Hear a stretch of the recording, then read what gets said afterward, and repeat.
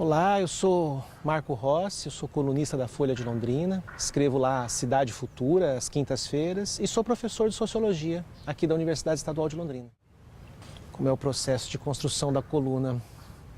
Olha, a Cidade Futura normalmente nasce aqui, nasce no campus, né? Durante as aulas, durante as discussões que eu tenho com colegas, com alunos, enfim, com a comunidade universitária. E nasce também da observação que eu lanço sobre o mundo, sobre a imprensa, sobre os acontecimentos no país e no planeta todo. Enfim, eu sempre tento buscar uma palavra-chave, um acontecimento específico, um autor, uma ideia, um conceito. E aí eu procuro construir uma reflexão que leve em conta não só o que está acontecendo, né, de forma factual no Brasil, no mundo ou na cidade de Londrina, mas sobretudo pessoas, autores e ideias que possam me ajudar não só a entender, mas também explicar e chegar até o leitor de forma crítica, incentivando-o também a pensar, a refletir criticamente sobre o tema. Mas normalmente ela nasce aqui, ela nasce do pensar crítico, ela nasce desse olhar que as ciências humanas costumam lançar sobre a realidade. Então é uma cidade que nasce na cidade universitária, se expande por Londrina e quem sabe agora com todas essas comunicações integradas e virtuais, chegue a outras cidades, né, em tudo quanto é lugar do Brasil e eventualmente até em algum lugar do mundo. Mas é uma coluna que nasce na cidade futura do campus, na cidade futura das ideias que aqui são debatidas de forma muito viva, de forma muito intensa, todos os dias.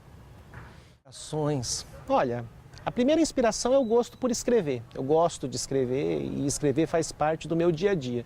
Eu não consigo me lembrar um dia em que eu não pare algum momento para escrever alguma coisa, para fazer uma observação, uma anotação, colocar ali alguma indicação de leitura, de filme ou de alguma coisa que me disseram. Então, a motivação inicial é sempre o gosto pela escrita. Mas há também esse gosto por querer fazer parte do debate público, ou seja, o Brasil é um celeiro de ideias. A realidade ela é impactante, ou seja, nos tempos presentes ela não só é impactante, como ela é muitas vezes inquietante. Então pensar o Brasil, pensar o mundo, pensar as polarizações ideológicas, o certo esvaziamento do pensamento que nós vivemos hoje é instigante para tentar enriquecer um pouquinho o debate público, trazer alguma ideia que não seja fruto de ranço, de paixões cegas por ideologias ou por indivíduos. Eu acho que um pouco da minha inspiração, além do gosto de escrever, é também ampliar um pouco o debate público e fugir a essas coisas de certo e errado, bom, mal, justo, injusto.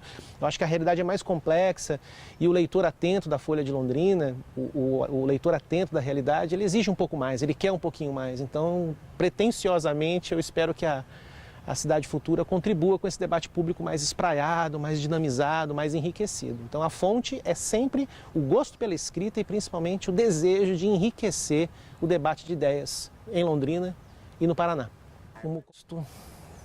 Um bom debate, sem cair no mimimi, né? Principalmente das redes sociais, dessa polarização que a gente vive hoje. Olha, o grande desafio de um bom texto, sobretudo que tenha enraizamento jornalístico, ou seja, que chegue ao grande público, é sempre o da linguagem, né? Ou seja, qual linguagem utilizar para alcançar um número maior de pessoas. Se eu me detenho numa linguagem acadêmica, eu atinjo um público com o qual eu já lido diariamente e não expando o debate. Se eu vulgarizo demais, eu acabo menosprezando a inteligência do leitor e das pessoas que não fazem parte da vida acadêmica. Então eu procuro encontrar uma síntese aí entre o rigor acadêmico, sociológico da linguagem, mas ao mesmo tempo também uma necessidade de me expandir, me colocar diante de novos olhares e de grandes olhares em termos quantitativos para que esse debate possa ser maior. Fugir às polarizações, eu acho que é um dever da inteligência humana, né? Ou seja, a constatação de que a realidade é complexa, de que as matizes são muitas, de que as variações são grandes, de que a história não se resolve apenas por ímpetos, desejos, voluntarismos, né? Mas é preciso refletir calmamente sobre essas questões todas, levar em conta a própria historicidade dos temas. Então eu sempre procuro resgatar essa questão, ou seja, o lastro histórico do tema que eu estou desenvolvendo, de onde ele vem, como é que ele se desenvolveu, quais foram as contradições que apareceram. Então, quem se quer efetivamente num debate público mais enriquecido não pode se dar ao luxo de participar de questões empobrecidas, né? De um debate que se enfraqueça no desejo ideológico de ganhar, né? Hoje o debate público está muito em torno dessa ideia de quem vai ganhar, de quem vai vencer. E o debate de ideias não trata de vencedores, né? Quando se quer ganhar pelo grito ou pela mentira no debate público, todos perdem, todos são derrotados. A grande questão, portanto, é enriquecer a cabeça do leitor, a vida do leitor, para que ele possa, de forma ativa, participar do mundo de uma forma mais inteligente, de uma forma mais responsável. É um texto cuja motivação fundamental em A Cidade Futura é a liberdade de pensamento, a liberdade de ação, a liberdade de cada um ser o que quiser ser, né? Sem intervenções ideológicas de baixo nível, sem pobreza de ideias, sem xingamentos, né? Eu acho que não é por aí, eu acho que o respeito ao leitor é fundamental. A minha visão sociológica nos textos, bom, ela está lá, né? A sociologia e eu somos uma coisa só, são tantos anos praticando a imaginação sociológica, né? Que é essa coisa de tentar reunir as biografias individuais com as histórias comuns, tentar pensar o que há de mim no mundo e o que há do mundo em mim, né? Essa é a imaginação sociológica. Esse é um exercício que, evidentemente, eu aprendi na escola, desenvolvi na faculdade e profissionalmente exercito todos os dias. Então, a minha visão sociológica ela é intrínseca, ela está embutida no texto, né? O olhar sociológico ele não é exclusivo do sociólogo e a Cidade Futura ela propõe isso, ou seja, tornar disponível a imaginação sociológica para quem dela queira fazer uso, né? Essa coisa de juntar o eu e o mundo e saber o que há em cada uma dessas partes, né? E ela está intrínseca, como eu disse, eu não faço nenhum esforço para pensar sociologicamente. Eu penso sociologicamente por formação, mas também por convicção. Estou muito convencido de que o pensar em sociologia, em ciências humanas, é um pensar enriquecedor, é um pensar que fortalece o espírito crítico, a participação cidadã, a soberania popular. Tem tudo para melhorar a vida das pessoas, não só no seu entorno, família, amigos, trabalho, mas também a vida das pessoas como cidadãs do mundo, né? A Cidade Futura, a própria expressão remonta a isso, pensa não só o que vivemos hoje, mas o que é possível extrair do que se vive hoje para pensar um futuro melhor. E aí eu acho que o pensar sociológico, repito, embutido na minha escrita, absolutamente inseparável do que eu penso, pode contribuir para isso. Então, eu não recruto a sociologia, ela vem com a minha forma de pensar, com a minha forma de ser. Como fazer o leitor pensar a cidade de hoje, de amanhã, com a sociologia. Eu acho que, em primeiro lugar, respeitando a inteligência do leitor, levando em conta que muita gente procura a coluna para ter uma ideia diferenciada, distante daquela que normalmente se noticia no dia a dia.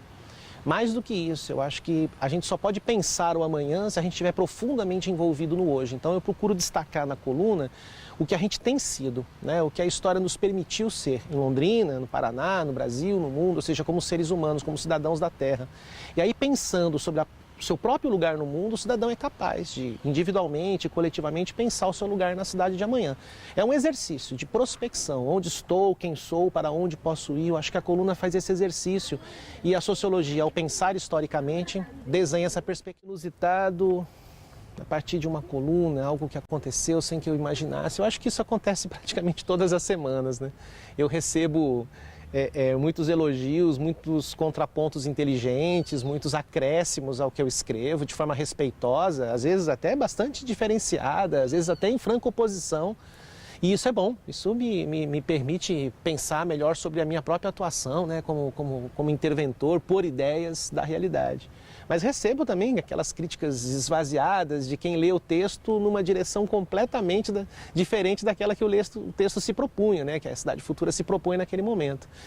Eu lembro de um texto sobre a desdemocratização pelas armas, em que eu mostrei, ou procurei demonstrar, por meio da reflexão, que a disseminação de armas na sociedade não contribui para a democracia, não contribui para a paz, muito pelo contrário, né? Contribui para um certo sentimento beligerante da realidade, de tentar resolver os conflitos pela força bruta. E algumas pessoas entenderam de forma muito pessoalizada, individualizada e muito empobrecida o texto. Por aquilo que eu digo, elas já leem orientadas em procurar alguma coisa que elas não querem. Ou porque não gostam do colunista, ou porque não gostam do jeito dele de pensar, ou porque estão nessa guerra cultural cega, né, de bem e mal, certo e errado, comunistas e capitalistas. Esse efeito empobrecedor é muito grande.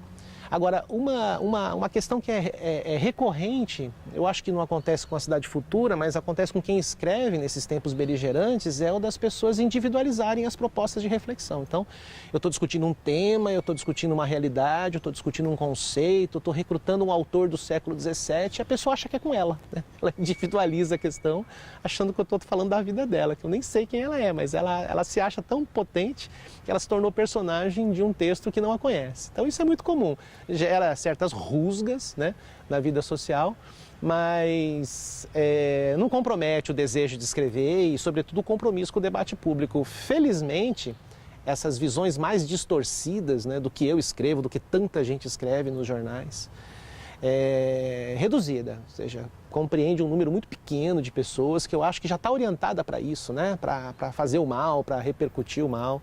Essas pessoas, elas efetivamente não contribuem nem para incentivar a coluna, muito menos para desincentivá-la. São pessoas que estão aí, né, são respeitadas por mim como pessoas, mas efetivamente eu escrevo para a maioria, que recebe o texto sempre de forma muito calorosa, né? Andando pelo campus, pela cidade, pelo calçadão, no Zerão, os lugares que eu frequento, eu costumo receber muito mais abraços do que pedradas, né?